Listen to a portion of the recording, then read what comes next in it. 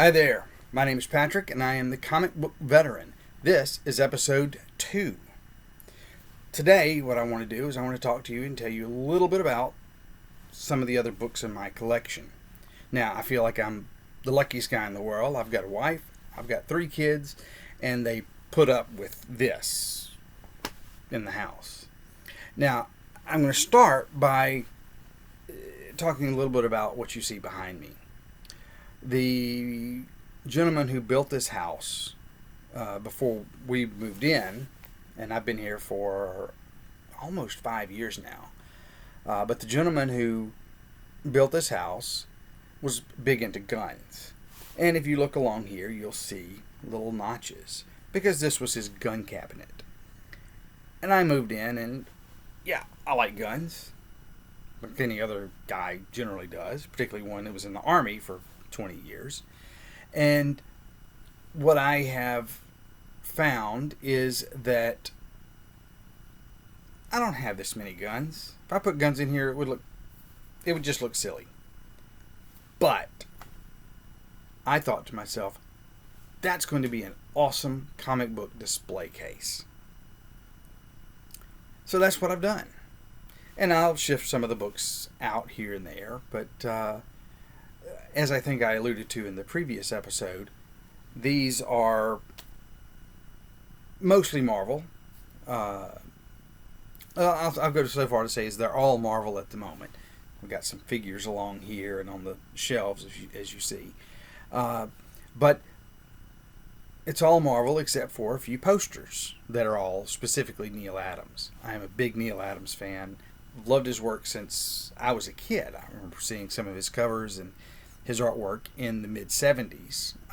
Obviously, the Batman 251 is just, I think, one of the most fantastic covers ever.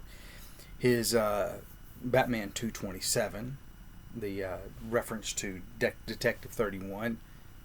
Oh my gosh, I was overjoyed when I was able to acquire my own copy of that book. Because I think they're just fantastic. They're visually interesting. It's unlike anything else that goes on. And I could go on talking about just the story and that he did with Denny O'Neil in the Green Lantern 76 run. I've always found his work to be fascinating.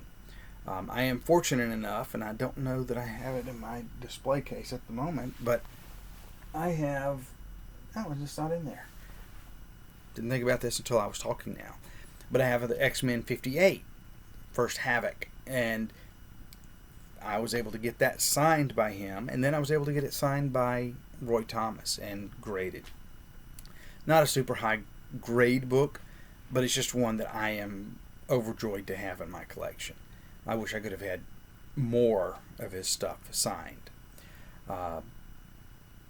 But that's my take. I think the work that he did in the 1960s really laid the groundwork for some of the other artists that followed him, specifically Frank Miller. I look at, in the history of comics, and this is my opinion, strictly my opinion, for whatever that's worth, is there are certain turning points that happen in comic book history. You've got to look at Action Comics 1, first introduction of a major hero. Now, we did have the Phantom that was a costumed hero before Superman, but Superman in Action 1, there's a reason that is generally the most valuable comic book that's out there. Detective 27, you go from a superhero to still a superhero, but a completely different type. But it was kind of a follow-on, in my view, to what groundwork the Action 1 laid down. And that laid the groundwork, like I said, for the golden age of comics and everything that followed for the next 20 years. You get to Showcase 4. I think that was a big turning point. Let's redefine what this classic Flash superhero is. And then there was some overlap. There's some time where the I think the Golden Age and the Silver Age overlap. Obviously, when I talk about the Showcase 4, it goes all the way through the Amazing Fantasy 15, Fantastic Four 1. Which of those are the more important? I don't know. I mean, you could argue that in a number of different ways. But early 60s was definitely a turning point. But then I get to April of 1970, and I think, my opinion, that the Green Lantern 76, the cover you see right here, and the stories that touched on really was a major shift. That in my opinion is the beginning of what we term the Bronze Age of comics. So that redefinition of how those characters were perceived and the stories that it touched on shifted comics for a long, long time. And I think the next major shift point was when we get to the Dark Knight Returns. Dark Knight Returns, all of a sudden we go from, the Biff, Pow types of stories to where you get to something that's quite a bit darker, quite a bit different than anything that had been done previously. Again, you have the Watchmen that came around the same time frame, the 85, 86 time. And that formed a major shift in comics for the next, 30 years.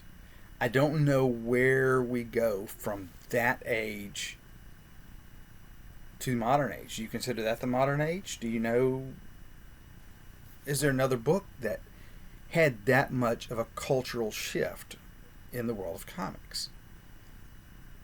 Right now, I don't know. I don't know if there's a pivotal book in that context. Let me know what you think.